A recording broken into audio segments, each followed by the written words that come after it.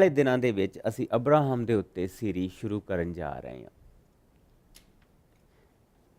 Abraham ਦੀ ਜ਼ਿੰਦਗੀ ਦੇ ਵਿੱਚੋਂ ਅਸੀਂ ਬਹੁਤ ਸਾਰੀਆਂ ਚੀਜ਼ਾਂ ਐਸੀਆਂ ਸਿੱਖਾਂਗੇ ਜੋ ਸਾਡੇ ਵਿਸ਼ਵਾਸ ਔਰ ਸਾਡੀ ਹਰ ਰੋਜ਼ ਦੀ ਜ਼ਿੰਦਗੀ ਦੇ ਉੱਤੇ ਆਧਾਰਿਤ ਆ।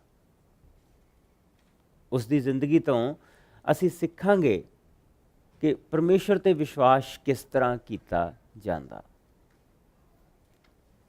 ਲੇਕਿਨ ਕੱਲ੍ਹ ਦੀ ਕਾਨਫਰੰਸ ਦੀ ਜਿਹੜੀ ਮੇਰੀ ਬਰਕਤ ਸੀ, ਜੋ ਅਸੀਂ Hindi Punjabi Fraser View Gospel Church ਦੇ ਵਿੱਚ ਗਏ, ਉਹ ਇਹ ਸੀ ਕਿ ਕਿਸ ਤਰ੍ਹਾਂ ਇਸ ਹਿੱਸੇ ਦੇ ਨਾਲ ਪ੍ਰਭੂ ਨੇ ਮੈਨੂੰ ਵੀ ਬਰਕਤ ਦਿੱਤੀ ਔਰ ਆਪਣੇ ਵਚਨ ਦੇ ਨਾਲ ਪ੍ਰਭੂ ਨੇ ਬਹੁਤਿਆਂ ਨੂੰ ਬਰਕਤ ਦਿੱਤੀ। ਅਸੀਂ ਉਸ ਦੇ ਵਿੱਚੋਂ ਕੁਝ ਇੱਕ ਹਿੱਸੇ ਦੇਖਾਂਗੇ ਜੋ ਅਬਰਾਹਮ ਦੀ ਜ਼ਿੰਦਗੀ ਤੇ ਆਧਾਰਿਤ ਆ, ਕਿ ਕਿਸ ਤਰ੍ਹਾਂ ਪ੍ਰਭੂ ਦੇ ਬੰਦੇ ਨੇ ਵਿਸ਼ਵਾਸ ਕੀਤਾ ਔਰ ਉਸ ਦੇ ਵਿਸ਼ਵਾਸ ਨੂੰ ਪ੍ਰਭੂ ਨੇ ਉਹ ਭਾਗ ਲਾਇਆ ਕਿ ਅੱਜ ਬਹੁਤ ਸਾਰੀਆਂ ਦੁਨੀਆ ਦੀਆਂ ਕੌਮਾਂ ਆਪਣੇ ਆਪ ਨੂੰ ਅਬਰਾਹਮ ਦੀ ਸੰਤਾਨ ਕਹਿੰਦੀਆਂ, ਉਸ ਨੂੰ ਆਪਣਾ ਪੁਰਖਾ ਕਹਿੰਦੀਆਂ, ਉਸ ਨੂੰ ਆਪਣਾ ਬਾਪ ਕਹਿੰਦੀਆਂ।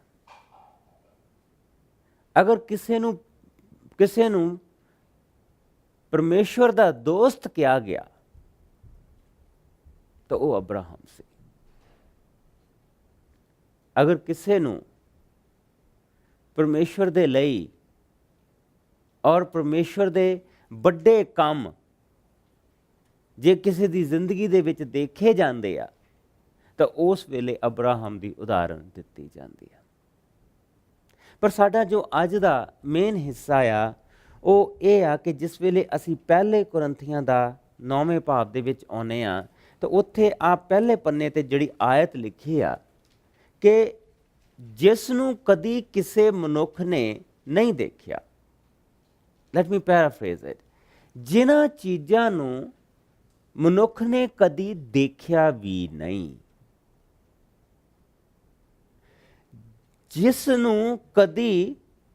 ਜਿਨ੍ਹਾਂ ਚੀਜ਼ਾਂ ਨੂੰ ਕਦੀ ਮਨੁੱਖ ਦੇ ਕੰਨ ਨੇ ਸੁਣਿਆ ਤੱਕ ਨਹੀਂ, ਜਿਨ੍ਹਾਂ ਚੀਜ਼ਾਂ ਦਾ ਮਨੁੱਖ ਦੇ ਮਨ ਦੇ ਵਿੱਚ ਕਦੀ ਵਿਚਾਰ ਵੀ ਨਹੀਂ ਆਇਆ, ਉਹ ਸਭ ਪਰਮੇਸ਼ਰ ਨੇ ਆਪਣੇ ਪਿਆਰ ਕਰਨ ਵਾਲਿਆਂ ਦੇ ਲਈ ਤਿਆਰ ਕਰਕੇ ਰੱਖੀਆਂ।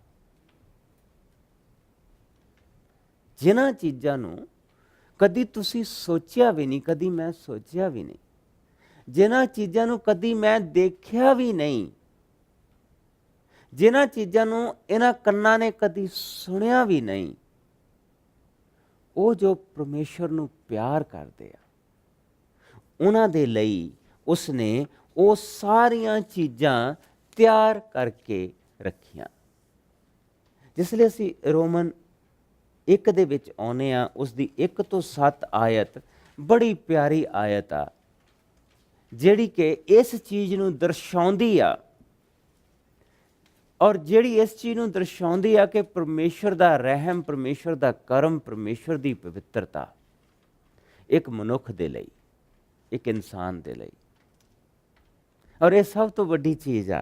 ਕਹਿੰਦਾ ਜਿਸ ਵੇਲੇ ਉਹ ਉਹਨਾਂ ਨੂੰ ਓਪਨਿੰਗ ਇਸ ਖਤ ਦੇ ਵਿੱਚ ਦੇ ਰਿਹਾ, ਕਹਿੰਦਾ ਯਿਸੂ ਮਸੀਹ ਦਾ ਦਾਸ ਪੌਲੁਸ ਵੱਲੋਂ ਜੋ ਪਰਮੇਸ਼ਵਰ ਦੇ ਦੁਆਰਾ ਉਸਦੇ ਸੰਦੇਸ਼ ਵਾਹਕ ਹੋਣ ਦੇ ਲਈ ਚੁਣਿਆ ਗਿਆ ਹੈ ਅਤੇ ਸ਼ੁਭ ਸਮਾਚਾਰ ਦੇ ਪ੍ਰਚਾਰ ਦੇ ਲਈ ਨਿਯੁਕਤ ਕੀਤਾ ਗਿਆ ਹੈ। ਤੁਹਾਡੇ ਵਿੱਚੋਂ ਕਈ ਭੈਣ ਭਰਾ ਇੱਥੇ ਬੈਠੇ ਆ, ਜਿਸ ਵੇਲੇ ਕੋਈ ਦੁਖੀ ਬੰਦਾ ਤੁਹਾਡੇ ਨਾਲ ਆ ਕੇ ਗੱਲ ਕਰਦਾ, ਆਪਣਾ ਦੁੱਖ ਫੋਲਦਾ, ਆਪਣੀ ਗੱਲ ਕਰਦਾ, ਤੇ ਪਹਿਲੀ ਚੀਜ਼ ਤੁਸੀਂ ਉਸ ਨੂੰ ਇਹ ਦੇ ਕਹਿੰਦੇ ਆ ਕਿ ਤੂੰ ਪ੍ਰਭੂ ਯਿਸੂ ਮਸੀਹ ਨੂੰ ਜਾਣਦਾ, ਤੂੰ ਕਦੀ ਬਾਈਬਲ ਪੜ੍ਹੀ ਆ, ਤੇਰਾ ਇਲਾਜ ਉਹਦੇ ਕੋਲ ਹੈਗਾ। ਤੁਹਾਨੂੰ ਪਤਾ ਆਪਾਂ ਕੀ ਕਰ ਰਹੇ ਹੁੰਦੇ ਉਸ ਵੇਲੇ ਪਰਮੇਸ਼ਰ ਨੇ ਚੁਣ ਕੇ ਸਾਨੂੰ ਵੱਖਰੇ ਕੀਤਾ ਹੁੰਦਾ ਕਿ ਅਸੀਂ ਪਰਮੇਸ਼ਰ ਦੇ ਵਚਨ ਦਾ ਪ੍ਰਚਾਰ ਕਰੀਏ। ਉਸ ਵੇਲੇ ਪਰਮੇਸ਼ਰ ਨੇ ਆਪ ਸਾਨੂੰ ਚੁਣ ਕੇ ਵੱਖਰੇ ਕੀਤਾ ਹੁੰਦਾ ਕਿ ਅਸੀਂ ਪਰਮੇਸ਼ਰ ਦੀ ਕਿਰਪਾ ਕਿਸੇ ਨੂੰ ਦਈਏ, ਉਸ ਦੀ ਵੱਡੀ ਦਇਆ ਦਾ ਵਚਨ ਕਿਸੇ ਦਿਆਂ ਹੱਥਾਂ ਦੇ ਵਿੱਚ ਦਈਏ। ਹੈ ਬਸ ਉਸ ਦੇ ਵਚਨ ਦਾ ਵੱਡਾ ਰਹਿਮ ਕਿਸੇ ਨੂੰ ਦਈਏ। ਉਸ ਵੇਲੇ ਜੋ ਸਾਡੀ ਹਾਲਤ ਆ ਉਹ ਆਹ ਆ ਜੋ ਪ੍ਰਭੂ ਦੇ ਵਚਨ ਦੇ ਵਿੱਚ ਕਿਹਾ ਗਿਆ ਕਿ ਯਿਸੂ ਮਸੀਹ ਦੇ ਦਾਸ ਪੌਲੁਸ ਦੇ ਵੱਲੋਂ, ਔਰ ਉੱਥੇ ਤੁਸੀਂ ਆਪਣਾ ਨਾਂ ਲਾ ਸਕਦੇ ਆ, ਪਰਮੇਸ਼ਵਰ ਦੇ ਦੁਆਰਾ ਉਸ ਦਾ ਸੰਦੇਸ਼ ਵਾਹਕ ਹੋਣ ਦੇ ਲਈ ਚੁਣਿਆ ਗਿਆ ਹੈ ਕਿ ਸ਼ੁਭ ਸਮਾਚਾਰ ਦੇ ਪ੍ਰਚਾਰ ਦੇ ਲਈ ਨਿਯੁਕਤ ਕੀਤਾ ਗਿਆ। ਸ਼ੁਭ ਸਮਾਚਾਰ ਦੀ ਪ੍ਰਤਿੱਗਿਆ ਪਰਮੇਸ਼ਵਰ ਨੇ ਪਹਿਲੇ ਹੀ ਆਪਣੇ ਨਬੀਆਂ ਦੁਆਰਾ ਕੀਤੀ ਅਤੇ ਪਵਿੱਤਰ ਗ੍ਰੰਥਾਂ ਦੇ ਵਿੱਚ ਲਿਖਵਾਈ।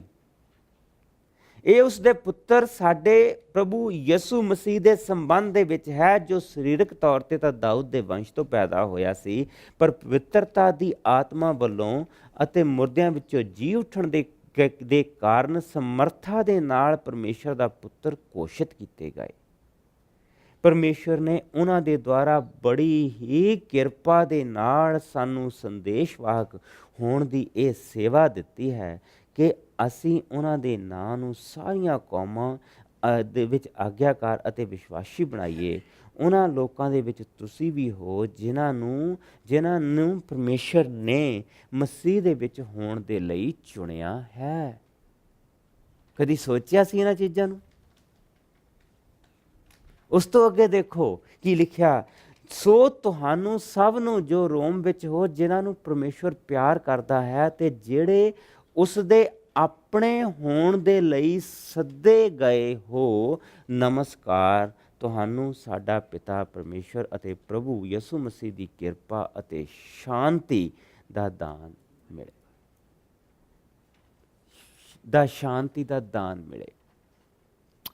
ਇੱਥੇ ਪਤਾ ਕੀ ਲਿਖਿਆ ਹੈ ਅਸਲ ਦੇ ਵਿੱਚ? ਜਿਸ ਲਈ ਤੁਸੀਂ ਜਾ ਕੇ ਦੇਖਦੇ ਆ, ਉੱਥੇ ਲਿਖਿਆ, ਤੁਸੀਂ ਇੰਗਲਿਸ਼ ਦੇ ਵਿੱਚ ਲਿਖਿਆ, to all the Rome who are loved by God, called to be his holy people. Called to be holy, ਜੋ ਪਵਿੱਤਰ ਹੋਣ ਦੇ ਲਈ ਚੁਣੇ ਗਏ। ਕਦੀ ਸੋਚਿਆ ਸੀ ਕਿ ਅਸੀਂ ਪਵਿੱਤਰ ਹੋਣ ਦੇ ਲਈ ਚੁਣੇ ਜਾਵਾਂਗੇ? ਮਨ ਦੇ ਵਿੱਚ ਕਦੀ ਵਿਚਾਰ ਵੀ ਨਹੀਂ ਆਏ ਸੀਗੇ। ਮਨ ਨੇ ਇਹ ਚੀਜ਼ਾਂ ਕਦੀ ਸੋਚੀਆਂ ਵੀ ਨਹੀਂ ਸੀ ਜੋ ਪਰਮੇਸ਼ਰ ਸਾਡੇ ਨਾਲ ਕਰਦਾ ਪਿਆ। ਪਵਿੱਤਰ ਹੋਣ ਦੇ ਲਈ ਜੋ ਤੁਸੀਂ ਚੁਣੇ ਗਏ ਹੋ, ਜੋ ਤੁਸੀਂ ਬੁਲਾਏ ਗਏ ਹੋ, ਤੁਹਾਨੂੰ ਨਮਸਕਾਰ। ਔਰ ਪਰਮੇਸ਼ਰ ਦਾ ਸ਼ੁਭ ਸਮਾਚਾਰ ਜੋ ਸਾਡੇ ਤਾਈਂ ਪਹੁੰਚਿਆ, ਕਦੀ ਇਹ ਹੋ ਸਕਦਾ ਸੀ ਕਿ ਅਸੀਂ ਇਸ ਦੀ ਖੁਸ਼ੀ ਨਾ ਮਨਾਈਏ? ਮੈਂ ਸ਼ੁਭ ਸਮਾਚਾਰ ਤੋਂ ਸੰਗਦਾ ਨਹੀਂ, ਕਿਉਂਕਿ ਇਹ ਪਰਮੇਸ਼ਰ ਦੀ ਸ਼ਕਤੀ ਹੈ ਜਿਹੜੀ ਹਰ ਇੱਕ ਵਿਸ਼ਵਾਸ ਕਰਨ ਵਾਲੇ ਦੇ ਲਈ ਮੁਕਤੀ ਹੈ, ਪਹਿਲੇ ਯਹੂਦੀਆਂ ਦੇ ਲਈ, ਫਿਰ ਦੂਜਿਆਂ ਲੋਕਾਂ ਦੇ ਲਈ। ਸ਼ੁਭ ਸਮਾਚਾਰ ਦੁਆਰਾ ਪਰਮੇਸ਼ਰ ਦਾ ਅਨੁਚਿਤ ਨੂੰ ਉਚਿਤ ਠਹਿਰਾਉਣ ਦਾ ਰਾਹ ਪ੍ਰਗਟ ਹੋਇਆ ਹੈ, ਜੋ ਆਦ ਤੋਂ ਅੰਤ ਤੱਕ ਵਿਸ਼ਵਾਸ ਤੇ ਆਧਾਰਿਤ ਹੈ। ਜਿਸ ਤਰ੍ਹਾਂ ਧਰਮ ਗ੍ਰੰਥ ਕਹਿੰਦਾ ਹੈ, ਉਹ ਜਿਹੜਾ ਵਿਸ਼ਵਾਸ ਦੇ ਦੁਆਰਾ ਪਰਮੇਸ਼ਰ ਦੇ ਸਾਹਮਣੇ ਉਚਿਤ ਠਹਿਰੇਗਾ, ਜੀਵਨ ਦਾਨ ਪਾਏਗਾ। ਵਾਹ ਜੀ ਵਾਹ! ਜਿਹੜੀਆਂ ਚੀਜ਼ਾਂ ਮਨ ਨੇ ਸੋਚੀਆਂ ਵੀ ਨਹੀਂ ਸੀ, ਜਿਹੜੀਆਂ ਚੀਜ਼ਾਂ ਸਾਡੀਆਂ ਅੱਖਾਂ ਨੇ ਕਦੀਆਂ ਦੇਖੀਆਂ ਵੀ ਨਹੀਂ ਸੀ, ਉਹ ਚੀਜ਼ਾਂ ਸਾਡੀਆਂ ਅੱਖਾਂ ਦੇਖਣਗੀਆਂ, ਯਿਸੂ ਨੂੰ ਦੇਖਣਗੀਆਂ। ਅਬਰਾਹਮ ਦੀ ਜਿਸਲੇ ਅਸੀਂ ਜ਼ਿੰਦਗੀ ਦੇ ਵਿੱਚ ਆਉਂਦੇ ਹਾਂ, ਤੇ ਇਹ ਉਦਾਹਰਨ ਉਹਨੇ ਸਾਨੂੰ ਇਹ ਅਬਰਾਹਮ ਦੀ ਜ਼ਿੰਦਗੀ ਦੇ ਵਿੱਚ ਦਿਖਾਈ ਕਿ ਇਹ ਕੰਮ ਪਰਮੇਸ਼ਰ ਨੇ ਕੀਤਾ। ਇਸ ਚੀਜ਼ ਤੋਂ ਡਰੋ ਨਾ ਕਿ ਇਹ ਸਿਰਫ ਗੱਲਾਂ ਹੀ ਆ ਜਿਹੜੀਆਂ ਮੈਂ ਤੁਹਾਨੂੰ ਕਹਿ ਰਿਹਾ। ਇਹ ਇੱਕ ਐਸੀ ਚੀਜ਼ ਆ ਜਿਹੜੀ ਪਰਮੇਸ਼ਰ ਨੇ ਕੀਤੀ ਵੀ ਆ,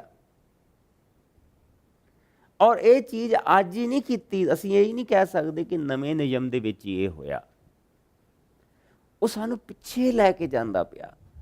ਸੋ ਆਓ ਅਬਰਾਹਮ ਦੇ ਇਸ ਜ਼ਿੰਦਗੀ ਦੇ ਵਿੱਚੋਂ ਦੇਖੀਏ ਕਿ ਖੁਦਾਵੰਦ ਨੇ, ਪ੍ਰਭੂ ਨੇ ਕੀ ਕੁਛ ਕੀਤਾ। ਔਰ ਸੋ ਕਹਿ ਰਿਹਾ, ਕਹਿੰਦਾ ਫਿਰ ਅਸੀਂ ਅਬਰਾਹਮ ਦੇ ਬਾਰੇ ਕੀ ਕਹੀਏ, ਜੋ ਸਰੀਰ ਵੱਲੋਂ ਸਾਡਾ ਪੁਰਖਾ ਹੈ, ਤੇ ਉਸ ਨੂੰ ਕੀ ਮਿਲਿਆ ਹੈ। ਜੇਕਰ ਉਹ ਕੰਮਾਂ ਦੁਆਰਾ ਉਚਿਤ ਠਹਿਰਾਇਆ ਗਿਆ ਹੁੰਦਾ ਤੇ ਉਸ ਦੇ ਕੋਲ ਘਮੰਡ ਕਰਨ ਦੇ ਲਈ ਕੁਝ ਹੁੰਦਾ, ਪਰ ਉਹ ਪਰਮੇਸ਼ਰ ਦੇ ਸਾਹਮਣੇ ਘਮੰਡ ਨਹੀਂ ਕਰ ਸਕਦਾ। ਇਸ ਬਾਰੇ ਧਰਮ ਗ੍ਰੰਥ ਕਹਿੰਦਾ ਹੈ, ਅਬਰਾਹਮ ਨੇ ਪਰਮੇਸ਼ਰ ਦੇ ਉੱਤੇ ਵਿਸ਼ਵਾਸ ਕੀਤਾ ਅਤੇ ਇਸ ਕਾਰਨ ਉਸ ਨੂੰ ਪਰਮੇਸ਼ਰ ਨੇ ਉਚਿਤ ਠਹਿਰਾਇਆ। ਕੰਮ ਕਰਨ ਵਾਲੇ ਨੂੰ ਦੀ ਮਜ਼ਦੂਰੀ ਉਸ ਦਾ ਵਰਦਾਨ ਨਹੀਂ ਮੰਨੀ ਜਾਂਦੀ, ਸਗੋਂ ਉਸ ਦਾ ਹੱਕ ਮੰਨੀ ਜਾਂਦੀ ਹੈ। ਪਰ ਦੂਜੇ ਪਾਸੇ ਜੋ ਕੰਮ ਨਹੀਂ ਕਰਦਾ, ਸਗੋਂ ਅਧਰਮੀਆਂ ਨੂੰ ਉਚਿਤ ਠਹਿਰਾਉਣ ਵਾਲੇ ਤੇ ਵਿਸ਼ਵਾਸ ਕਰਦਾ ਹੈ, ਤਾਂ ਉਸ ਦਾ ਵਿਸ਼ਵਾਸ ਹੀ ਧਰਮ ਗਿਣਿਆ ਜਾਂਦਾ ਹੈ। ਜਿਸ ਤਰ੍ਹਾਂ ਦਾਊਦ ਨੇ ਵੀ ਉਸ ਆਦਮੀ ਨੂੰ ਧੰਨ ਕਿਹਾ ਹੈ ਜਿਸ ਨੂੰ ਪਰਮੇਸ਼ਰ ਨੇ ਉਸ ਦੇ ਕੰਮਾਂ ਤੋਂ ਬਿਨਾਂ ਹੀ ਉਚਿਤ ਠਹਿਰਾਇਆ ਹੈ। ਇਹ ਚੀਜ਼ਾਂ ਧਿਆਨ ਦੇਣ ਦੇ ਯੋਗ ਆ। ਜਿਸ ਲਈ ਅਸੀਂ ਦਾਊਦ ਦਾ ਇਹ ਜ਼ਬੂਰ ਪੜ੍ਹਦੇ ਹਾਂ ਕਿ ਜਿਸ ਲਈ ਅਸੀਂ ਗਾਉਂਦੇ ਹਾਂ ਕਿ ਧੰਨ ਉਹ ਧੰਨ ਜਿਸ ਦੇ ਬਖਸ਼ੇ ਗਏ ਸਭ ਗੁਨਾਹ, ਜਿਸ ਲਈ ਉਹ ਗੀਤ ਅਸੀਂ ਗਾਉਂਦੇ ਹਾਂ, ਤਾਂ ਉਹ ਇਸ ਕਰਕੇ ਆ ਕਿ ਉਹ ਪਰਮੇਸ਼ਵਰ ਦਾ ਕੰਮ ਆ, ਨਾ ਕਿ ਮਨੁੱਖ ਦਾ ਕੰਮ ਆ। ਕਹਿੰਦਾ ਧੰਨ ਹਨ ਉਹ ਜਿਨ੍ਹਾਂ ਦੇ ਅਪਰਾਧ ਮਾਫ ਹੋ ਗਏ, ਜਿਸ ਦੇ ਪਾਪ ਢੱਕੇ ਗਏ। ਧੰਨ ਹੈ ਉਹ ਆਦਮੀ ਜਿਸ ਦਾ ਪਾਪ ਦਾ ਲੇਖਾ ਪ੍ਰਭੂ ਨਹੀਂ ਲਾਏਗਾ, ਜਿਸ ਦੇ ਪਾਪ ਦਾ ਲੇਖਾ ਪ੍ਰਭੂ ਨਹੀਂ ਲਾਏਗਾ। ਸੋ ਕੀ ਕਹਿ ਰਿਹਾ ਇੱਥੇ ਕਿ ਜਿਹੜਾ ਅਬਰਾਹਮ ਸੀ, ਅਬਰਾਹਮ ਨੇ ਸਿੰਪਲੀ ਪ੍ਰਭੂ ਦੇ ਉੱਤੇ ਵਿਸ਼ਵਾਸ ਕੀਤਾ। ਉਸਨੇ ਪ੍ਰਭੂ ਦੇ ਉੱਤੇ ਕੋਈ ਆਪਣਾ ਐਸੇ ਤਰੀਕੇ ਦੇ ਨਾਲ ਵਿਸ਼ਵਾਸ ਨਹੀਂ ਕੀਤਾ ਕਿ ਅੱਛਾ ਜੇ ਮੈਂ ਜੇ ਤੂੰ ਆ ਕਰੇਗਾ ਤਾਂ ਮੈਨੂੰ ਆ ਮਿਲੂਗਾ, ਜੇ ਮੈਂ ਆ ਕਰੂੰਗਾ ਤਾਂ ਮੈਨੂੰ ਆ ਮਿਲੇਗਾ। ਨਾ, ਜਿਸ ਲਈ ਪਰਮੇਸ਼ਰ ਨੇ ਉਸ ਨੂੰ ਆਵਾਜ਼ ਦਿੱਤੀ ਕਿ ਤੂੰ ਹੇ ਅਬਰਾਹਮ ਤੂੰ ਮੇਰੇ ਪਿੱਛੇ ਚੱਲ, ਤੂੰ ਮੇਰੇ ਪਿੱਛੇ ਚੱਲ। ਔਰ ਦੇਖੋ, ਅਗਰ ਅਸੀਂ ਮੇਰੇ ਨਾਲ ਆਪਣੀਆਂ ਬਾਈਬਲਾਂ ਦੇ ਵਿੱਚ ਉਤਪੱਤੀ ਪੋਥੀ ਦੇ ਵਿੱਚ ਆ ਜਾਓ, ਔਰ ਉਤਪੱਤੀ ਪੋਥੀ ਦਾ ਜਿਸ ਵੇਲੇ ਅਸੀਂ 12ਵਾਂ ਭਾਵ ਪੜ੍ਹਦੇ ਹਾਂ, ਔਰ ਦੇਖੋ ਕਿੰਨੀ ਸਿੰਪਲ ਕਾਲ ਆ ਅਬਰਾਹਮ ਨੂੰ। ਬਹੁਤ ਹੀ 3 ਆਇਤਾਂ ਆ ਜਿਸ ਦੇ ਉੱਤੇ ਉਹ ਇਨਸਾਨ ਚੱਲ ਪਿਆ, ਸਿਰਫ 3 ਆਇਤਾਂ। ਅੱਜ ਕੱਲ੍ਹ ਲੋਕ ਬਹੁਤੀਆਂ ਚੀਜ਼ਾਂ ਦੇ ਵਿੱਚ ਫਸੇ ਹੋ, ਬਹੁਤ ਗਹਿਰਾਈਆਂ ਦੇ ਵਿੱਚ ਅਸੀਂ ਫਸੇ ਹੋ। ਅਬਰਾਹਮ ਗਹਿਰਾਈਆਂ ਦੇ ਵਿੱਚ ਨਹੀਂ ਗਿਆ। ਜਿਸ ਲਈ ਤੁਸੀਂ ਪਵਿੱਤਰ ਕੁਰਾਨ ਜਿਹੜੀ ਹੈਗੀ ਆ ਉਸ ਨੂੰ ਪੜ੍ਹਦੇ ਆ ਤਾਂ ਉੱਥੇ ਅਬਰਾਹਮ ਦੇ ਪਰਿਵਾਰ ਦੇ ਬਾਰੇ ਹੋਰ ਖੋਲ ਕੇ ਦੱਸਿਆ ਗਿਆ। ਉੱਥੇ ਇਹ ਦੱਸਿਆ ਗਿਆ ਕਿ ਅਬਰਾਹਮ ਦਾ ਜਿਹੜਾ ਪਰਿਵਾਰ ਸੀ ਉਹ ਸਿਰਫ ਮੂਰਤੀਆਂ ਦੀ ਪੂਜਾ ਕਰਨ ਵਾਲਾ ਹੀ ਨਹੀਂ ਸੀ, ਸਗੋਂ ਉਹ ਮੂਰਤੀਆਂ ਬਣਾਉਂਦੇ ਸੀ। ਉਹਨਾਂ ਦਾ ਧੰਦਾ ਸੀ, ਉਹ ਮੂਰਤੀਆਂ ਬਣਾ ਬਣਾ ਕੇ ਵੇਚਦੇ ਸੀ। ਦੂਜੇ ਆਪ ਤਾਂ ਪੂਜਾ ਕਰਨੀ, ਦੂਜਿਆਂ ਤੋਂ ਵੀ ਕਰਵਾਉਂਦੇ ਸੀ। ਕਮਾਈ ਦਾ ਸਾਧਨ ਸੀ। ਔਰ ਉਸ ਸਮੇਂ ਦੇ ਵਿੱਚ ਪਰਮੇਸ਼ਵਰ ਉਸ ਨੂੰ ਆਵਾਜ਼ ਦੇ ਰਿਹਾ। ਦੇਖੋ ਉਸ ਦੇ ਹਾਲਾਤ ਕਿੱਦਾਂ ਦੇ ਆ। ਉਸ ਦੀ ਪਤਨੀ ਦੇ ਕੋਈ ਬੱਚਾ ਨਹੀਂ, ਉਸ ਦਾ ਆਪਣਾ ਕੋਈ ਬੱਚਾ ਨਹੀਂ, ਉਹ ਵਡੇਰੀ ਉਮਰ ਦਾ ਆ। ਉਸ ਦੀ ਆਪਣੀ ਉਮਰ 70 ਸਾਲ ਦੀ ਹੋ ਚੁੱਕੀ, ਉਸ ਦੀ ਵਾਈਫ ਦੀ ਉਮਰ 60 ਸਾਲਾਂ ਦੀ ਹੋ ਚੁੱਕੀ, ਔਰ ਉਹਨਾਂ ਦੇ ਕੋਲ ਕੋਈ ਔਲਾਦ ਨਹੀਂ। ਔਰ ਪ੍ਰਭੂ ਉਸ ਵੇਲੇ ਉਸ ਨੂੰ ਕਹਿ ਰਿਹਾ ਕਿ ਅਬਰਾਹਮ ਤੂੰ ਮੇਰੇ ਪਿੱਛੇ ਚੱਲ।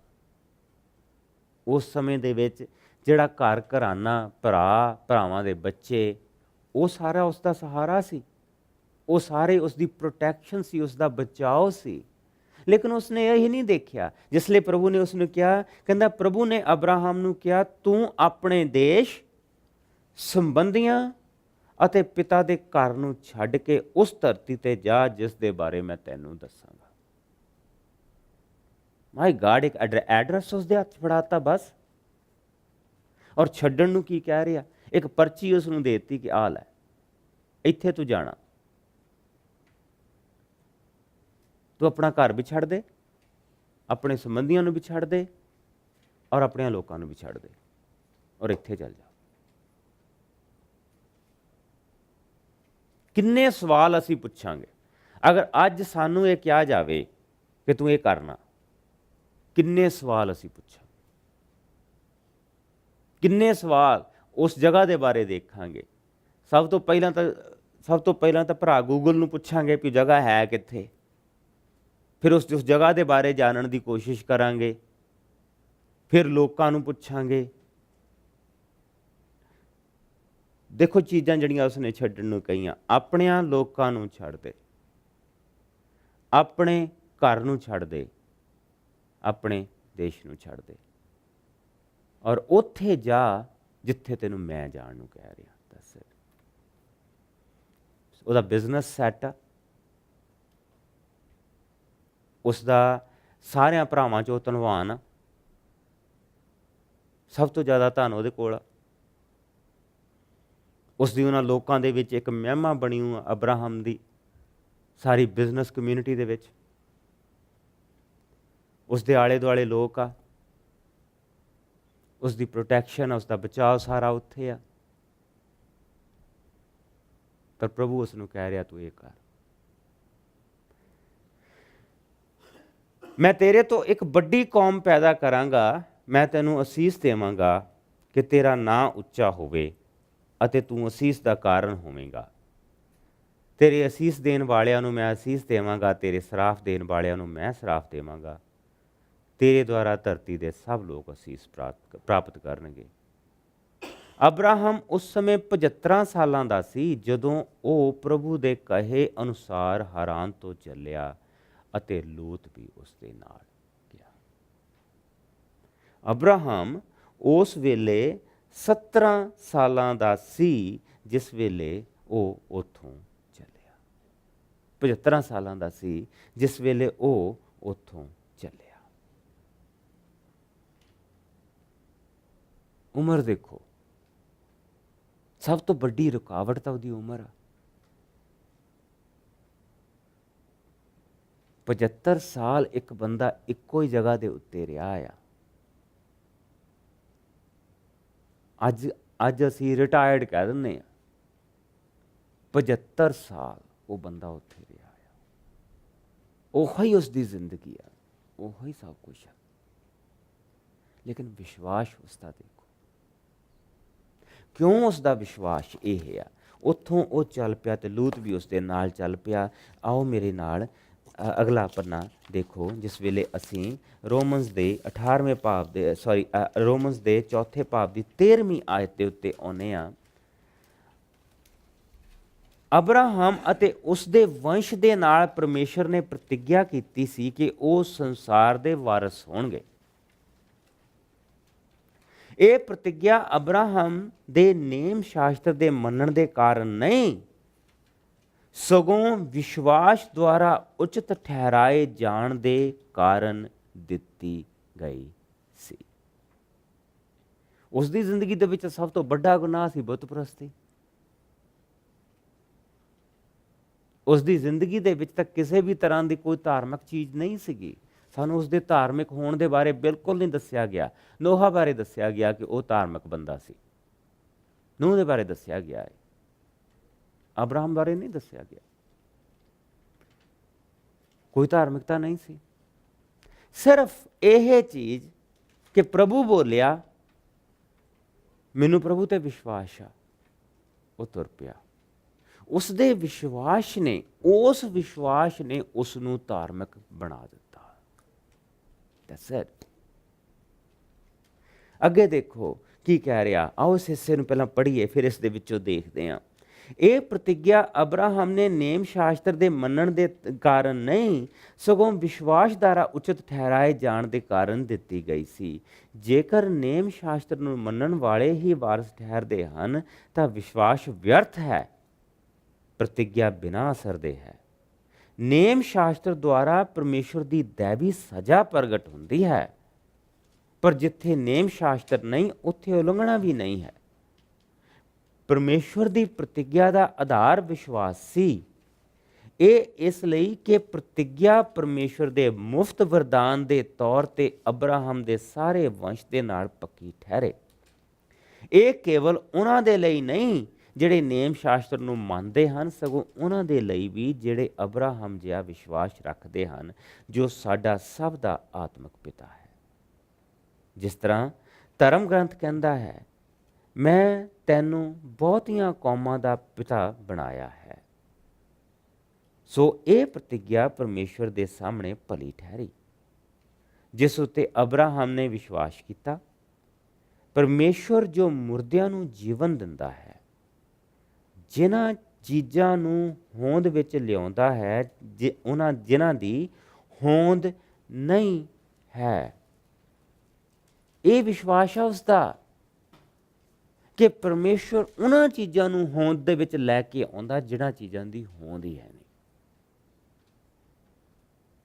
ਜਿਨ੍ਹਾਂ ਚੀਜ਼ਾਂ ਦੀ ਹੋਂਦ ਹੀ ਹੈ ਨਹੀਂ, ਜੋ ਚੀਜ਼ਾਂ ਹੈ ਹੀ ਨਹੀਂ। ਔਰ ਭਾਈ ਇਹੋ ਹੀ ਸਾਡੀ ਮੁਕਤੀ ਆ, ਇਹੋ ਹੀ 84 ਦਾ ਛੁਟਕਾਰਾ ਆ। ਕੋਈ ਇਸ ਚੀਜ਼ ਦਾ ਜਵਾਬ ਨਹੀਂ ਦੇ ਸਕਦਾ ਕਿ ਮੇਰਾ ਉਹ ਛੁਟਕਾਰਾ ਹੋ ਚੁੱਕਾ ਆ। ਕੋਈ ਇਨਸਾਨ ਜਿਹੜਾ ਪ੍ਰਭੂ ਯਿਸੂ ਮਸੀਹ ਦੇ ਵਿੱਚ ਨਹੀਂ, ਉਹ ਇਹ ਕਹਿ ਨਹੀਂ ਸਕਦਾ ਕਿ ਮੇਰੇ ਤੋਂ ਮੁਕਤੀ ਆ। ਉਹ ਜ਼ਰੂਰ ਹੋਰ ਬਹੁਤ ਸਾਰੀਆਂ ਗੱਲਾਂ ਦੱਸੇਗਾ, ਉੱਥੇ ਆ ਕੇ ਕਹੇਗਾ ਕਿ ਇਸ ਦਾ ਮੈਨੂੰ ਪਤਾ ਨਹੀਂ, ਆਈ ਡੋਂਟ ਨੋ। ਭਗਤ ਤੋਂ ਭਗਤ ਬੰਦਾ ਵੀ ਕਹੇਗਾ ਆਈ ਡੋਂਟ ਨੋ, ਪਤਾ ਨਹੀਂ। ਇਹ ਤਾਂ ਉੱਥੇ ਜਾ ਕੇ ਹੀ ਪਤਾ ਲੱਗੂ, ਇਹ ਤਾਂ ਉੱਥੇ ਜਾ ਕੇ ਪਤਾ ਲੱਗੂ। ਇਸ ਅਣਹੋਣੀ ਚੀਜ਼ ਨੂੰ ਪਰਮੇਸ਼ਰ ਨੇ ਹੋਂਦ ਦੇ ਵਿੱਚ ਲੈ ਕੇ ਆਂਦਾ। ਜਿਸ ਤਰ੍ਹਾਂ ਕਿ ਅਬਰਾਹਮ ਦਾ ਬਹੁਤ ਸਾਰੀਆਂ ਕੌਮਾਂ ਦਾ ਪਿਤਾ ਹੋਣਾ ਇੱਕ ਅਣਹੋਣੀ ਚੀਜ਼ ਸੀ। ਕੋਈ ਵੀ ਉਸ ਦਿਨ, ਜਿਸ ਦਿਨ ਅਬਰਾਹਮ ਇਹ ਵਾਅਦਾ ਲੈ ਕੇ ਘਰ ਗਿਆ ਹੋਏਗਾ, ਉਸਨੇ ਆਪਣੇ ਬਾਪ ਨੂੰ ਦੱਸਿਆ ਹੋਏਗਾ, ਉਸਨੇ ਆਪਣੇ ਭਰਾਵਾਂ ਨੂੰ ਦੱਸਿਆ ਹੋਏਗਾ, ਕੀ ਉਸ ਦਾ ਯਕੀਨ ਕਰਦੇ ਹੋਣਗੇ? ਕਿ ਉਹ ਕਹਿੰਦੇ ਹੋਣਗੇ ਵਾਹ ਜੀ ਵਾਹ, ਇਹ ਤਾਂ ਗੱਲ ਹੀ ਬਹੁਤ ਚੰਗੀ ਆ, ਤੂੰ ਜਾ, ਤੈਨੂੰ ਜਾਣਾ ਚਾਹੀਦਾ? ਨੋ, ਸਾਰੇ ਉਸ ਨੂੰ ਸਦਾਈ ਕਹਿੰਦੇ ਹੋਣਗੇ, ਇਹ ਸਦਾਈ ਹੋ ਗਿਆ, ਇਹ ਸਦਾਈ ਹੋ ਗਿਆ, ਇਹ ਕਮਲਾ ਹੋ ਗਿਆ। ਜਿਹੜੇ ਉਹਦੇ ਬਿਜ਼ਨਸ ਪਾਰਟਨਰ ਹੋਣਗੇ, ਜਿਨ੍ਹਾਂ ਦੇ ਨਾਲ ਉਹਦਾ ਬਿਜ਼ਨਸ ਚੱਲਦਾ ਹੋਵੇਗਾ, ਇਹ ਸਦਾਈ ਹੋ ਗਿਆ, ਇਹ ਕਮਲਾ ਹੋ ਗਿਆ। ਦੇਖ ਕਿਹੜੀ ਉਮਰ ਦੇ ਵਿੱਚ ਧੱਕੇ ਖਾਣ ਚੱਲਾ, ਇਹਨੂੰ ਤਾਂ ਪਤਾ ਨਹੀਂ ਜਾਣਾ ਵੀ ਕਿੱਥੇ ਆ। 75 ਸਾਲ ਇੱਥੇ ਹੀ ਰਿਹਾ ਆ, ਇਹ ਕਿੱਥੇ ਚੱਲਾ ਹੁਣ? ਕਮਲਾ ਹੋ ਗਿਆ। ਇਹਨੂੰ ਇੱਥੇ ਜਾਂਦੇ ਨੇ, ਕਿਸੇ ਨੇ ਲੁੱਟ ਲੈਣਾ, ਇਹਨੂੰ ਮਾਰ ਦੇਣਾ, ਇਹ ਲੱਭਣਾ ਹੀ ਕੁਛ ਨਹੀਂ ਇਹਦਾ। ਸੋ ਉਹਨਾਂ ਨੇ ਲੂਤ ਨੂੰ ਉਹਦੇ ਨਾਲ ਘੱਲਿਆ, ਲੂਤ ਵੀ ਉਸ ਦੇ ਨਾਲ ਚੱਲ ਪਿਆ।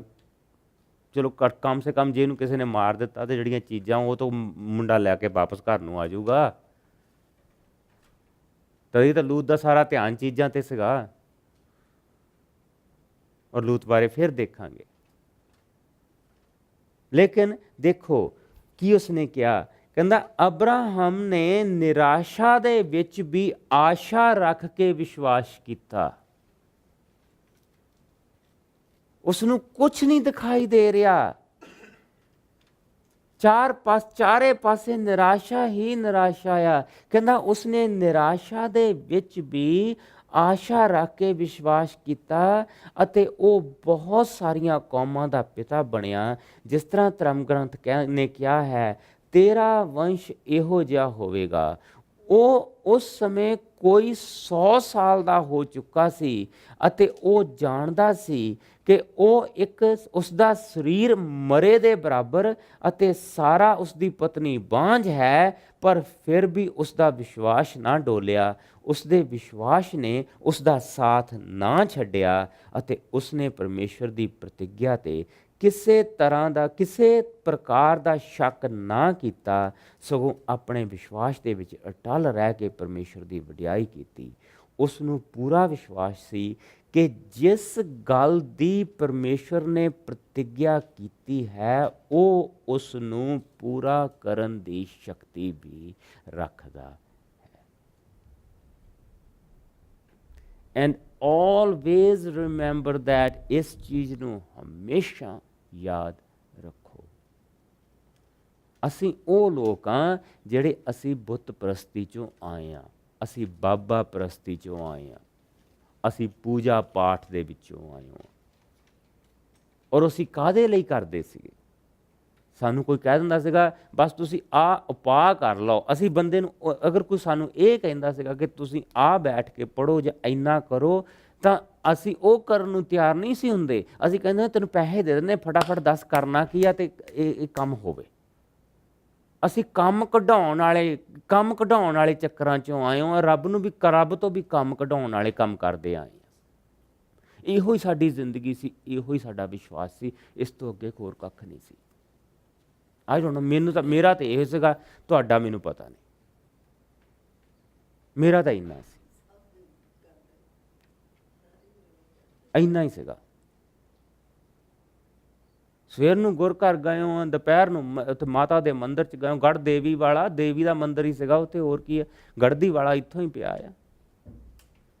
ਦੁਪਹਿਰ ਨੂੰ ਮੰਦਿਰ ਤੁਰਿਓ ਆ, ਰਾਤ ਨੂੰ ਉਹ ਸਿਰ ਘੁਮਾਉਣ ਵਾਲਾ ਬਾਬਾ ਘਰ ਬੈਠਾ ਹੁੰਦਾ ਸੀ। ਹਾਂ ਜ਼ਿੰਦਗੀ ਸੀ, ਇਹ ਜ਼ਿੰਦਗੀ ਦੀ ਸੱਚਾਈ ਸੀ। ਚਾਹੇ ਉਹ ਕੰਮ ਕੱਢਦਾ ਹੈ, ਚਾਹੇ ਉਹ ਕੰਮ ਕੱਢਦਾ ਹੈ, ਚਾਹੇ ਆ ਬਾਬਾ ਕੰਮ ਕੱਢਦਾ ਹੈ, ਕੰਮ ਨਿਕਲਣਾ ਚਾਹੀਦਾ, ਕੰਮ ਹੋਣਾ ਚਾਹੀਦਾ, ਭਾਵੇਂ ਗੰਦੀ ਆਤਮਾ ਕਰ ਦੇਵੇ, ਕੰਮ ਹੋਣਾ ਚਾਹੀਦਾ।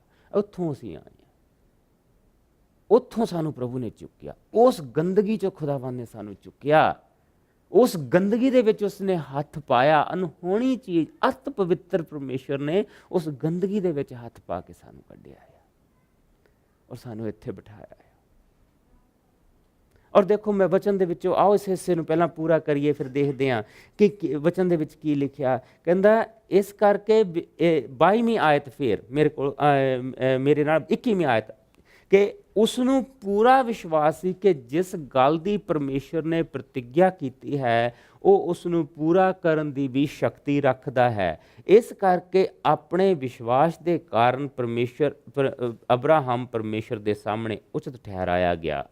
ਇਹ ਸ਼ਬਦ ਕੇਵਲ ਉਸ ਦੇ ਲਈ ਨਹੀਂ ਲਿਖੇ ਗਏ, ਸਗੋਂ ਸਾਡੇ ਲਈ ਵੀ ਲਿਖੇ ਗਏ ਹਨ, ਕਿਉਂਕਿ ਸਾਡੇ ਲਈ ਵੀ ਉਚਿਤ ਠਹਿਰਾਇਆ ਜਾਣਾ ਜ਼ਰੂਰੀ ਹੈ। ਅਸੀਂ ਜੋ ਉਸ 'ਤੇ ਵਿਸ਼ਵਾਸ ਕਰਦੇ ਹਾਂ, ਜਿਸ ਨੇ ਸਾਡੇ ਪ੍ਰਭੂ ਯਿਸੂ ਨੂੰ ਮੁਰਦਿਆਂ ਦੇ ਵਿੱਚੋਂ ਜਿੰਦਾ ਕੀਤਾ ਹੈ। ਪ੍ਰਭੂ ਯਿਸੂ ਸਾਡੇ ਅਪਰਾਧਾਂ ਦੇ ਕਾਰਨ ਫੜਵਾਏ ਗਏ ਅਤੇ ਸਾਨੂੰ ਪਰਮੇਸ਼ਰ ਦੇ ਸਾਹਮਣੇ ਉਚਿਤ ਠਹਿਰਾਉਣ ਦੇ ਲਈ ਫਿਰ ਜਿੰਦਾ ਕੀਤੇ ਗਏ। ਇਸ ਚੀਜ਼ ਦੇ ਉੱਤੇ ਧਿਆਨ ਦਿਓ। ਅਸੀਂ ਉਚਿਤ ਹਰ ਰੋਜ਼ ਠਹਿਰਾਏ ਜਾਂਦੇ ਹਾਂ, ਹਰ ਰੋਜ਼ ਸਾਨੂੰ ਉਚਿਤ ਠਹਿਰਾਇਆ ਜਾਂਦਾ, ਕਿਉਂਕਿ ਜਿਸ ਪਰਮੇਸ਼ਰ ਤੇ ਅਸੀਂ ਵਿਸ਼ਵਾਸ ਕਰਦੇ ਹਾਂ ਉਹ ਮੁਰਦਿਆਂ ਵਿੱਚੋਂ ਜਿੰਦਾ ਉੱਠ ਕੇ, ਇਹ ਵਚਨ ਦੀ, ਇਹ ਬਾਈਬਲ ਸਾਨੂੰ ਦੱਸਦੀ ਆ ਕਿ ਪਰਮੇਸ਼ਰ ਦੇ ਸੱਜੇ ਹੱਥ ਬੈਠਾ। ਜਿਹੜੀ ਆਇਤ ਮੈਂ ਤੁਹਾਨੂੰ ਦਿਖਾਉਣ ਜਾ ਰਿਹਾ ਇਸ ਵੇਲੇ, ਤੁਹਾਨੂੰ ਮੈਂ ਬਹੁਤ ਵਾਰੀ ਪਹਿਲਾਂ ਦਿਖਾਈ ਆ, ਲੇਕਿਨ ਅੱਜ ਮੈਂ ਤੁਹਾਨੂੰ ਫਿਰ ਉਹ ਆਇਤ ਦਿਖਾਉਣ ਜਾ ਰਿਹਾ। ਮੇਰੇ ਨਾਲ ਇਸੇ ਹੀ ਕਿਤਾਬ ਦੇ 8ਵੇਂ ਚੈਪਟਰ ਦੇ ਵਿੱਚ ਆਓ, ਰੋਮਨਸ ਦੇ 8ਵੇਂ ਚੈਪਟਰ ਦੇ ਵਿੱਚ, ਅਗਰ ਨਵੀਆਂ ਬਾਈਬਲਾਂ 278 ਪੰਨਾ ਦੇਖੋ, ਇਸ ਦੇ ਵਿੱਚ ਉਸਨੇ ਕੀ ਲਿਖਿਆ ਕਿ 31 ਆਇਤ ਤੋਂ ਮੈਂ ਪੜ੍ਹੂੰਗਾ, 31 ਆਇਤ ਤੋਂ ਆਪਾਂ ਇਸ ਨੂੰ ਪੜ੍ਹਾਂਗੇ। ਇਹਨਾਂ ਸਭ ਗੱਲਾਂ ਨੂੰ ਦੇਖਦੇ ਹੋਏ ਅਸੀਂ ਕੀ ਕਹੀਏ? ਇਹ ਕਿ ਜੇਕਰ ਪਰਮੇਸ਼ਵਰ ਸਾਡੀ ਵੱਲ ਹੈ ਤਾਂ ਫਿਰ ਸਾਡੇ ਵਿਰੁੱਧ ਕੌਣ ਹੋ ਸਕਦਾ ਹੈ? ਇੱਥੋਂ ਤੱਕ ਕਿ ਉਸਨੇ ਆਪਣੇ ਪੁੱਤਰ ਨੂੰ ਵੀ ਪਿੱਛੇ ਨਾ ਛੱਡਿਆ, ਸਗੋਂ ਸਾਡੇ ਸਾਰਿਆਂ ਦੇ ਲਈ ਉਸ ਨੂੰ ਬਲੀ ਚੜਾ ਦਿੱਤਾ, ਤਾਂ ਕਿ ਉਹ ਇਸ ਦੇ ਨਾਲ ਬਾਕੀ ਸਭ ਕੁਝ ਸਾਨੂੰ ਮੁਫਤ ਦੇ ਵਿੱਚ ਨਹੀਂ ਦੇਵੇਗਾ। ਪਰਮੇਸ਼ਰ ਦੇ ਚੁਣਿਆ ਹੋਇਆਂ ਤੇ ਕੌਣ ਦੋਸ਼ ਲਾ ਸਕਦਾ ਹੈ? ਪਰਮੇਸ਼ਰ ਆਪ ਉਹਨਾਂ ਨੂੰ ਨਿਰਦੋਸ਼ੀ ਠਹਿਰਾਉਂਦਾ ਹੈ, ਸੋ ਉਹਨਾਂ ਤੇ ਦੋਸ਼ ਕੌਣ ਲਾ ਸਕਦਾ ਹੈ? ਇਹ ਯਿਸੂ ਮਸੀਹ ਹਨ ਜੋ ਮਰ ਗਏ, ਇੰਨਾ ਹੀ ਨਹੀਂ ਸਗੋਂ ਜਿੰਦਾ ਵੀ ਕੀਤੇ ਗਏ ਅਤੇ ਪਰਮੇਸ਼ਰ ਦੇ ਸੱਜੇ ਹੱਥ ਵਿਰਾਜਮਾਨ ਹਨ। ਹੁਣ ਦੇਖੋ ਅਗਲੀ ਆਇਤ ਧਿਆਨ ਦੇ ਨਾਲ। ਹੁਣ ਸਾਡੇ ਲਈ ਪਰਮੇਸ਼ਰ ਅੱਗੇ ਪ੍ਰਾਰਥਨਾ ਕਰਦੇ ਹਨ। ਹੁਣ ਸਾਡੇ ਲਈ ਪਰਮੇਸ਼ਰ ਅੱਗੇ ਪ੍ਰਾਰਥਨਾ ਕਰਦੇ ਹਨ। We have to take that on a face value.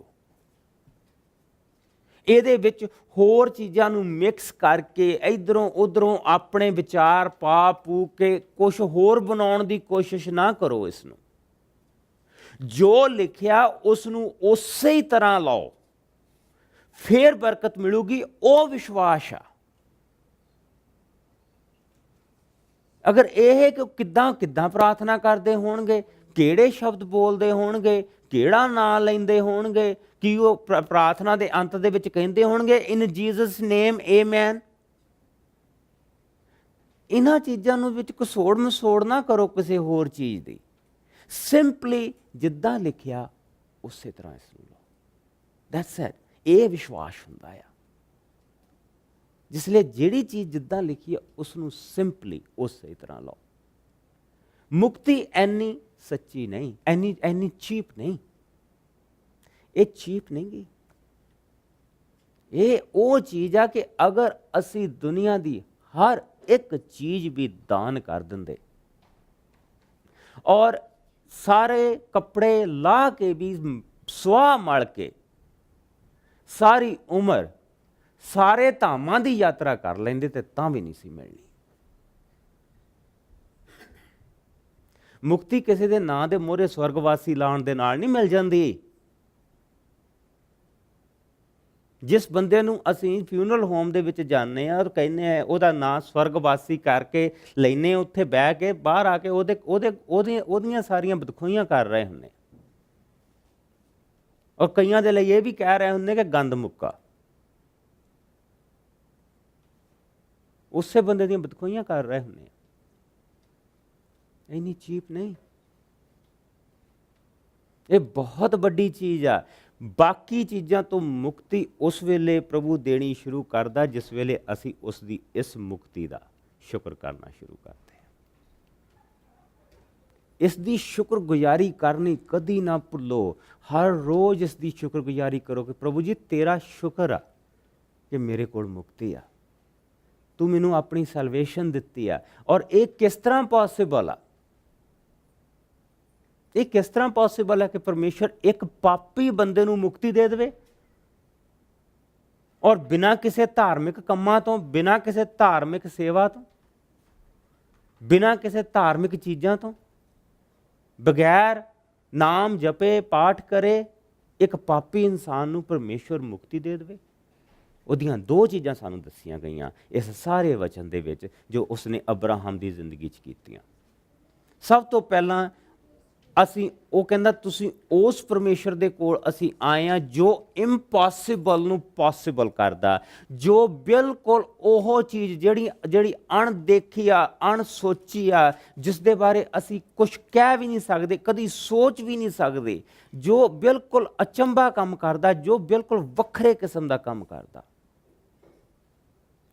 ਉਹਦੇ ਲਈ ਉਹ ਕਹਿ ਰਿਹਾ ਕਿ ਉਸ ਨੂੰ ਉਸ ਪਰਮੇਸ਼ਰ ਤੇ ਭਰੋਸਾ ਸੀ, ਉਸ ਨੂੰ ਪੂਰਾ ਭਰੋਸਾ ਸੀ, ਉਸ ਨੂੰ ਪੂਰਾ ਭਰੋਸਾ ਸੀ ਕਿ ਜਿਸ ਗੱਲ ਦੀ ਪਰਮੇਸ਼ਰ ਨੇ ਪ੍ਰਤਿੱਗਿਆ ਕੀਤੀ ਹੈ ਉਹ ਉਸ ਨੂੰ ਪੂਰਨ ਕਰਨ ਦੀ ਵੀ ਸ਼ਕਤੀ ਰੱਖਦਾ ਹੈ। ਸਭ ਤੋਂ ਪਹਿਲੀ ਚੀਜ਼ ਇਸ ਚੀਜ਼ ਤੇ ਵਿਸ਼ਵਾਸ। ਇਸ ਚੀਜ਼ ਤੇ ਵਿਸ਼ਵਾਸ ਨਹੀਂ ਕਿ ਮੈਂ ਕੌਣ ਹਾਂ, ਇਸ ਚੀਜ਼ ਤੇ ਵਿਸ਼ਵਾਸ ਕਿ ਪਰਮੇਸ਼ਵਰ ਕੌਣ ਆ। ਪਰਮੇਸ਼ਵਰ ਕੌਣ ਆ? ਅਗਰ ਮੈਂ ਆਪਣੇ ਕੰਮਾਂ ਦੇ ਕਰਕੇ ਮੁਕਤੀ ਲੈਣੀ ਹੋਵੇ ਤਾਂ ਫਿਰ ਮੈਨੂੰ ਇਹ ਚੀਜ਼ ਤੇ ਭਰੋਸਾ ਰੱਖਣਾ ਪੈਣਾ ਕਿ ਮੈਂ ਕੌਣ ਆ, ਮੇਰੇ ਕੋਲ ਕੀ ਆ, ਮੇਰੇ ਅੰਦਰ ਕੀ ਆ, ਮੇਰੀ ਕਿੰਨੀ ਧਾਰਮਿਕਤਾ। ਉਹ ਮੇਰਾ ਆਪਣੇ ਤੇ ਵਿਸ਼ਵਾਸ। ਲੇਕਿਨ ਅਗਰ ਮੈਂ ਇਹ ਕਹਾਂ ਕਿ ਜਿਹੜਾ ਦੇਣ ਵਾਲਾ ਉਹ ਕੌਣ ਆ, ਉਹਦੀ ਸ਼ਕਤੀ ਕੀ ਆ, ਉਹਦੇ ਕੰਮ ਕਿੱਦਾਂ ਦੇ ਆ, ਉਹ ਕੀ ਕਰ ਸਕਦਾ, ਤੇ ਉਹ ਵਿਸ਼ਵਾਸ ਆ। ਔਰ ਉਹ ਉਸ ਵਿਸ਼ਵਾਸ ਨੂੰ ਸਾਡੀ ਧਾਰਮਿਕਤਾ ਗਿਣ ਲੈਂਦਾ ਕਿ ਤੇਰਾ ਵਿਸ਼ਵਾਸ ਹੀ, ਤੂੰ ਮੇਰੇ ਤੇ ਐਦਾਂ ਦਾ ਵਿਸ਼ਵਾਸ ਕਰਦਾ, ਜੋ ਮੈਂ ਕੰਮ ਕੀਤਾ ਤੂੰ ਉਹਦੇ ਤੇ ਵਿਸ਼ਵਾਸ ਕੀਤਾ। ਜਿਸ ਤਰ੍ਹਾਂ ਅਬਰਾਹਮ ਦੇ ਲਈ ਇਹ ਮੰਨ ਲੈਣਾ ਕਿ ਇੱਕ 75 ਸਾਲਾਂ ਦਾ ਬਜ਼ੁਰਗ, ਉਸ ਦੇ ਲਈ ਇਹ ਮੰਨ ਲੈਣਾ ਕਿ ਉਹ 75 ਸਾਲਾਂ ਦਾ ਹੋ ਚੁੱਕਾ, ਉਸ ਦੀ ਵਾਈਫ ਦੀ ਉਮਰ ਉਸ ਵੇਲੇ 65 ਸਾਲਾਂ ਦੀ ਆ, ਔਰ ਉਹਦਾ ਇਹ ਵਿਸ਼ਵਾਸ ਕਰਨਾ ਕਿ ਸਾਡੇ ਤੋਂ ਪਰਮੇਸ਼ਵਰ ਇੱਕ ਕੌਮ ਪੈਦਾ ਕਰੇਗਾ।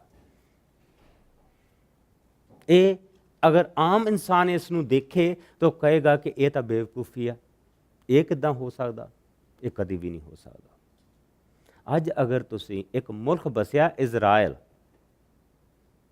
ਉੱਥੇ ਜਾ ਕੇ ਦੇਖੋ ਤੇ ਉਹ ਸਾਰੇ ਦੇ ਸਾਰੇ ਲੋਕ ਆਪਣਾ ਜਿਹੜਾ ਪਿਛੋਕੜ ਤੇ ਜਿਸਲੇ ਜਾਂਦੇ ਆ ਤੇ ਆਪਣਾ ਬਜ਼ੁਰਗਾ ਅਬਰਾਹਮ ਨੂੰ ਕਹਿੰਦੇ ਆ ਕਿ ਅਸੀਂ ਸਾਰੇ ਦੇ ਸਾਰੇ ਅਬਰਾਹਮ ਦੀ ਔਲਾਦ ਹਾਂ। ਸਾਊਦੀ ਅਰਬ ਦੇ ਵਿੱਚ ਜਿਸ ਤੁਸੀਂ ਜਾਂਦੇ ਆ, ਜਿਹੜਾ ਇਸ਼ਮਾਲੀਆਂ ਨੇ ਵਸਾਇਆ ਆ, ਜਿਸਲੇ ਉਹ ਆਪਣੀ ਪਿਛੋਕੜ ਗਿਣਦੇ ਤਾਂ ਕਹਿੰਦੇ ਅਸੀਂ ਅਬਰਾਹਮ ਦੀ ਔਲਾਦ ਹਾਂ।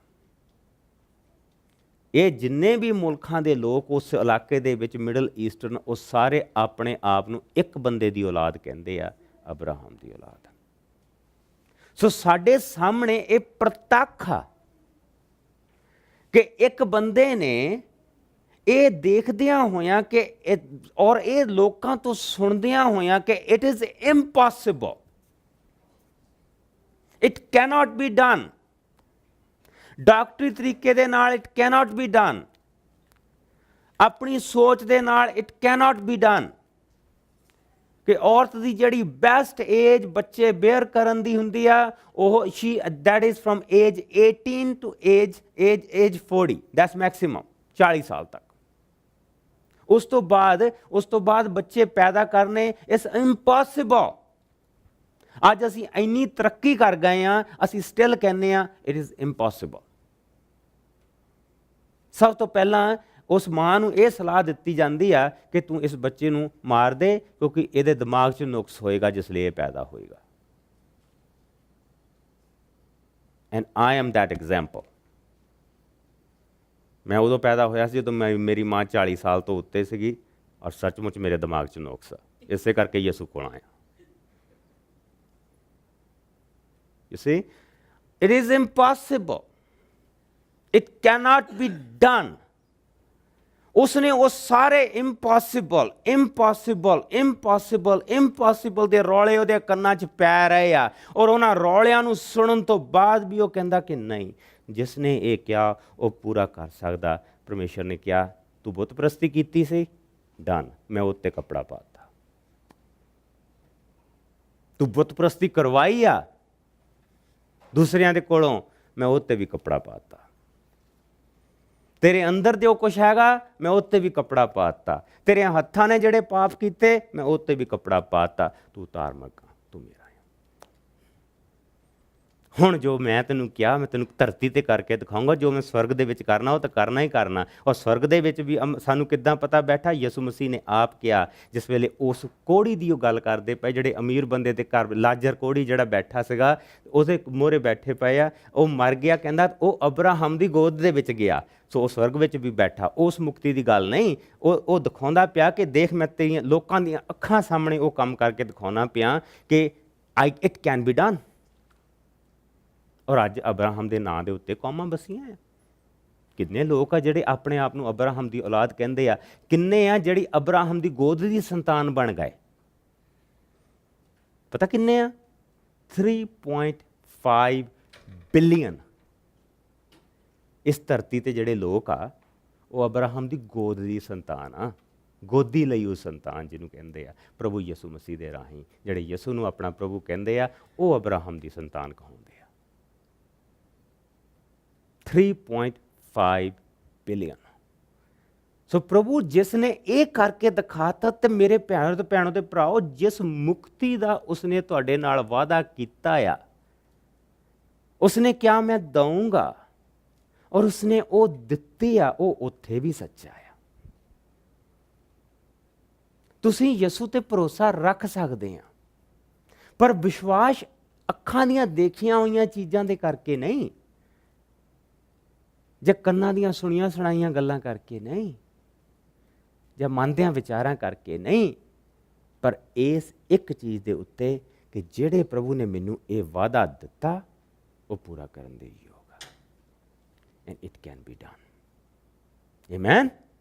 ਆਓ ਜਿਸ ਲਈ ਹੁਣ ਬਾਕੀ ਦੇ ਅਸੀਂ ਅਬਰਾਹਮ ਦੀ ਜ਼ਿੰਦਗੀ ਦੇ ਵਿੱਚ ਦੇਖਾਂਗੇ, ਅਸੀਂ ਬਾਕੀ ਦੇ ਐਸਪੈਕਟ ਉਸ ਦੇ ਵਿੱਚ ਦੇਖਾਂਗੇ। ਲੇਕਿਨ ਅੱਜ ਦੀ ਜਿਹੜੀ ਚੀਜ਼ ਆ, ਜਿਸ ਪਰਮੇਸ਼ਰ ਨੇ ਸਾਨੂੰ ਵਾਅਦਾ ਦਿੱਤਾ, ਉਹ ਇਸ ਨੂੰ ਪੂਰਾ ਕਰਨ ਦੇ ਯੋਗ ਵੀ ਹੈ, ਕਿਉਂਕਿ ਉਸਨੇ ਅਬਰਾਹਮ ਦੀ ਜ਼ਿੰਦਗੀ ਜੋ ਉਸ ਨੂੰ ਵਾਅਦਾ ਦਿੱਤਾ ਸੀਗਾ, ਅਨਹੋਣੀ ਨੂੰ ਉਸਨੇ ਹੋਣੀ ਕਰ ਦਿੱਤਾ। ਇਸੇ ਤਰ੍ਹਾਂ ਜਿਹੜੀ ਸਾਡੀ ਮੁਕਤੀ ਆ, ਜੋ ਅਨਹੋਣੀ ਆ, ਇਨਸਾਨ ਸੋਚਦਾ, ਉਹ ਕਹਿੰਦਾ ਇਹ ਅਨਹੋਣੀ ਆ, ਮੈਂ ਇਸ ਨੂੰ ਜਾਣਦਾ, ਮੈਂ ਇਸ ਨੂੰ ਚੰਗੀ ਤਰ੍ਹਾਂ ਜਾਣਦਾ, ਮੈਂ ਇਹਦੇ ਕੰਮ ਜਾਣਦਾ, ਇਹ ਮੇਰੇ ਨਾਲ ਆਹ ਕਰਦਾ ਹੁੰਦਾ ਸੀ ਜਾਂ ਉਹ ਕਰਦਾ ਹੁੰਦਾ ਸੀ। ਇਹ ਵੀ ਉਸੇ ਤਰ੍ਹਾਂ ਸੱਚੀ ਆ ਜਿਸ ਤਰ੍ਹਾਂ ਅਬਰਾਹਮ ਦੀ ਜ਼ਿੰਦਗੀ ਸੱਚੀ ਆ। ਆਓ ਦੁਆ ਕਰੀਏ। ਪ੍ਰਭੂ ਜੀ, ਤੇਰਾ ਬਹੁਤ ਸ਼ੁਕਰ ਕਰਦੇ ਹਾਂ, ਤੇਰੀ ਕਿਰਪਾ, ਤੇਰੀ ਦਇਆ, ਤੇਰੇ ਰਹਿਮ ਦੇ ਲਈ। ਸੱਚਮੁੱਚ ਪ੍ਰਭੂ ਜੀ, ਅਸੀਂ ਅੱਜ ਇਕੱਲੇ ਨਹੀਂ। ਜਿਸ ਤਰ੍ਹਾਂ ਤੇਰਾ ਵਚਨ ਦੇ ਵਿੱਚ ਲਿਖਿਆ ਕਿ ਜਿਸ ਨੂੰ ਕਦੀ ਕਿਸੇ ਮਨੁੱਖ ਨੇ ਨਹੀਂ ਦੇਖਿਆ, ਜਿਸ ਨੂੰ ਕਦੀ ਕਿਸੇ ਮਨੁੱਖ ਨੇ ਨਹੀਂ ਸੁਣਿਆ, ਉਹੀ ਪਰਮੇਸ਼ਰ ਨੇ ਆਪਣੇ ਪਿਆਰ ਕਰਨ ਵਾਲਿਆਂ ਦੇ ਲਈ ਤਿਆਰ ਕੀਤਾ ਹੈ। ਪਰਮੇਸ਼ਰ ਨੇ ਉਹ ਸਭ ਸਾਡੇ ਉੱਤੇ ਆਪਣੇ ਆਤਮਾ ਦੇ ਦੁਆਰਾ ਪ੍ਰਗਟ ਕੀਤਾ ਹੈ। ਆਤਮਾ ਸਭ ਚੀਜ਼ਾਂ ਦੀ ਜਾਂਚ ਕਰਦਾ ਹੈ, ਇੱਥੋਂ ਤੱਕ ਕਿ ਪਰਮੇਸ਼ਰ ਦੇ ਗੁਪਤ ਭੇਦਾਂ ਦੀ ਗਹਿਰਾਈ ਦੀ ਵੀ। ਕਿਉਂਕਿ ਜਿਸ ਤਰ੍ਹਾਂ ਕੋਈ ਵੀ ਆਦਮੀ ਪੂਰਨ ਤੌਰ 'ਤੇ ਨਹੀਂ ਜਾਣਦਾ ਹੈ ਸਿਵਾਏ ਉਸ ਦੇ ਅੰਦਰਲੇ ਆਤਮਾ ਦੇ, ਇਸੇ ਤਰ੍ਹਾਂ ਪਰਮੇਸ਼ਰ ਨੂੰ ਵੀ ਕੋਈ ਨਹੀਂ ਜਾਣਦਾ ਹੈ ਸਿਵਾਏ ਉਸ ਦੇ ਆਪਣੇ ਆਤਮਾ ਦੇ। ਅਸੀਂ ਸੰਸਾਰ ਦਾ ਆਤਮਾ ਨਹੀਂ, ਸਗੋਂ ਪਰਮੇਸ਼ਰ ਦੇ ਕੋਲੋਂ ਆਤਮਾ ਪ੍ਰਾਪਤ ਕੀਤਾ ਹੈ, ਤਾਂ ਜੋ ਅਸੀਂ ਉਸ ਸਭ ਨੂੰ ਜਾਣੀਏ ਜੋ ਪਰਮੇਸ਼ਰ ਨੇ ਸਾਨੂੰ ਆਪਣੀ ਕਿਰਪਾ ਦੇ ਦੁਆਰਾ ਦਿੱਤਾ ਹੈ। ਹੇ ਖੁਦਾਵੰਦ, ਮੇਰੀ ਦੁਆ ਕਿ ਆਪਣੀ ਪਵਿੱਤਰ ਆਤਮਾ ਦੇ ਨਾਲ ਸਾਡੀ ਆਤਮਾ ਨੂੰ ਇਸ ਚੀਜ਼ ਦਾ ਪੂਰਾ ਔਰ ਸੱਚਾ ਸਹਾਰਾ ਦੇ ਕੇ ਰੱਖ ਕਿ ਸਾਡੀ ਮੁਕਤੀ ਤੇਰੇ ਵੱਲੋਂ ਆ, ਔਰ ਉਹ ਸੰਪੂਰਨ ਆ, ਉਹ ਸੱਚ ਆ, ਉਹ ਮੋਹਰ ਲੱਗ ਚੁੱਕੀ ਆ, ਕਿਉਂਕਿ ਅਸੀਂ ਤੇਰੇ ਆ। ਤੇਰੀ ਧਾਰਮਿਕਤਾ ਜੋ ਸਾਨੂੰ ਮਿਲੀ ਆ ਪ੍ਰਭੂ ਜੀ, ਸਾਡਿਆਂ ਦਿਲਾਂ ਨੂੰ ਸ਼ੁਕਰਗੁਜ਼ਾਰ ਕਰ। ਪਰ ਪ੍ਰਭੂ ਜੀ, ਅਸੀਂ ਇਸ ਸ਼ੁਕਰਗੁਜ਼ਾਰੀ ਨੂੰ ਵਧਾਈਏ, ਦੂਜਿਆਂ ਤੱਕ ਵੀ ਲੈ ਕੇ ਜਾਈਏ, ਸੋ ਸਾਨੂੰ ਵਰਤ। ਪ੍ਰਭੂ ਯਿਸੂ ਦੇ ਮਿੱਠੇ ਔਰ ਪਿਆਰੇ ਨਾਮ 'ਚ ਮੰਗਦੇ ਹਾਂ, ਸਾਰੀ ਸੰਗਤ ਕਹੇ ਆਮੀਨ। ਪ੍ਰਭੂ ਜੀ, ਤੇਰਾ ਸ਼ੁਕਰ ਕਰਦੇ ਹਾਂ ਅੱਜ ਦੇ ਇਸ ਦਿਨ ਦੇ ਲਈ। ਤੇਰੇ ਘਰ 'ਚੋਂ ਜੋ ਵੀ ਅਸੀਂ ਬਰਕਤਾਂ ਲੈ ਕੇ ਜਾਈਏ ਖੁਦਾਵੰਦ, ਉਹਨਾਂ ਨੂੰ ਅਸੀਂ ਦੂਜਿਆਂ ਤੱਕ ਵੰਡੀਏ। ਸਾਡੇ ਰਸਤਿਆਂ ਨੂੰ ਸਿੱਧੇ ਰੱਖੀ, ਸਾਡੀ ਸੋਚ ਨੂੰ ਸਹੀ ਰੱਖੀ, ਸਾਡਿਆਂ ਕੰਮਾਂ ਨੂੰ ਪਵਿੱਤਰ ਰੱਖੀ, ਔਰ ਸਾਨੂੰ ਆਪਣੀ ਹਜ਼ੂਰੀ ਦੇ ਨਾਲ ਭਰ ਕੇ ਰੱਖੀ। ਜੋ ਕੁਛ ਤੇਰੇ ਬੱਚੇ ਪ੍ਰਭੂ ਜੀ ਤੇਰੇ ਘਰ ਦੇ ਲਈ ਲੈ ਕੇ ਆਏ ਆ, ਉਸ ਦੇ ਵਿੱਚ ਬਰਕਤ ਪਾਈ। ਜੋ ਇਹ ਖਾਣ ਪੀਣ ਦੇ ਲਈ ਲੈ ਕੇ ਆਏ ਆ ਪ੍ਰਭੂ ਜੀ, ਉਸ ਦੇ ਨਾਲ ਸਾਨੂੰ ਸਭ ਨੂੰ ਤੇਰੀ ਸੰਗਤੀ ਮਿਲੇ, ਔਰ ਇਹਨਾਂ ਦੀ ਕਮਾਈ 'ਚ ਬਰਕਤ ਪਾਈ। ਜੋ ਦੇਕੀ ਦੇ ਨਾਲ ਤੇਰੇ ਘਰ ਆਏ ਆ, ਔਰ ਪ੍ਰਭੂ ਜੀ ਤੇਰੇ ਘਰ ਨੂੰ, ਤੇਰੇ ਘਰ ਦੇ ਵਿੱਚ ਉਹ ਧਨ ਦੇਣ ਆਏ ਆ ਜਿਸ ਦੇ ਨਾਲ ਤੇਰੇ ਭਲੇ ਕੰਮ ਹੋਣ। ਪ੍ਰਭੂ ਜੀ, ਤੂੰ ਉਹਨਾਂ ਦੀ ਇਸ ਵਫਾਦਾਰੀ ਨੂੰ ਵੀ ਬਰਕਤ ਦੇਈਂ। ਹੁਣ ਤੂੰ ਸਾਡੇ ਨਾਲ ਨਾਲ ਚੱਲੀ, ਔਰ ਸਾਨੂੰ ਪਿਆਰੇ ਬਾਪ ਤੇਰੀ ਨਿਗਾਹਬਾਨੀ ਸਾਡੇ ਤੇ ਲੱਗੀ ਰਹੇ। ਪ੍ਰਭੂ ਯਿਸੂ ਦਾ ਸਾਥ ਸਾਡੇ ਨਾਲ ਬਣਿਆ ਰਹੇ, ਔਰ ਪਵਿੱਤਰ ਆਤਮਾ ਦੀ ਭਰਪੂਰੀ ਸਾਡੇ ਨਾਲ ਹੋਏ। ਯਿਸੂ ਦੇ ਨਾਂ 'ਚ ਮੰਗਦੇ, ਔਰ ਸਾਰੀ ਸੰਗਤ ਕਹੇ ਆਮੀਨ। Bless you. ਖੁਦਾਵੰਦ ਤੁਹਾਨੂੰ ਬਰਕਤ ਦੇ।